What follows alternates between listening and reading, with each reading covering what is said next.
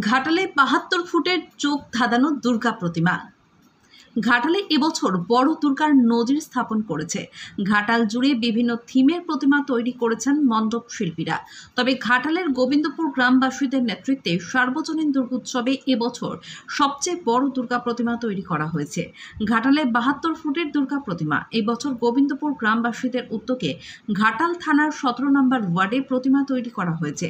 তারা প্রায় ২৪ লক্ষ টাকা বাজেটে ৭২ ফুটের একটি দুর্গা প্রতিমা তৈরি এবং স্থাপন করেছে।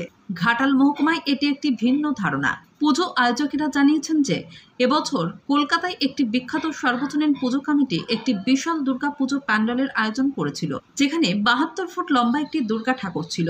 সেই বছর এটি বেশ আলোড়ন সৃষ্টি করেছিল।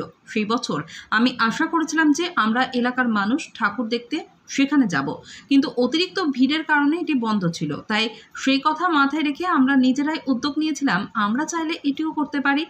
এই বছর আমাদের নিজস্ব এলাকায় ৭২ ফুট উঁচু দুর্গা হবে। ৭২ ফুট উঁচু দুর্গা ছাড়াও একটি নজর কাড়া লেজার শো রয়েছে। মণ্ডপের সাজসজ্জা সম্পন্ন হওয়ার সঙ্গে সঙ্গেই উৎসুক সাধারণ মানুষের ভিড় জমতে শুরু করে। তবে ভিড় সামলাতে পুজো কমিটি এবং প্রশাসন সমস্ত বিষয়ে পর্যবেক্ষণ করছে।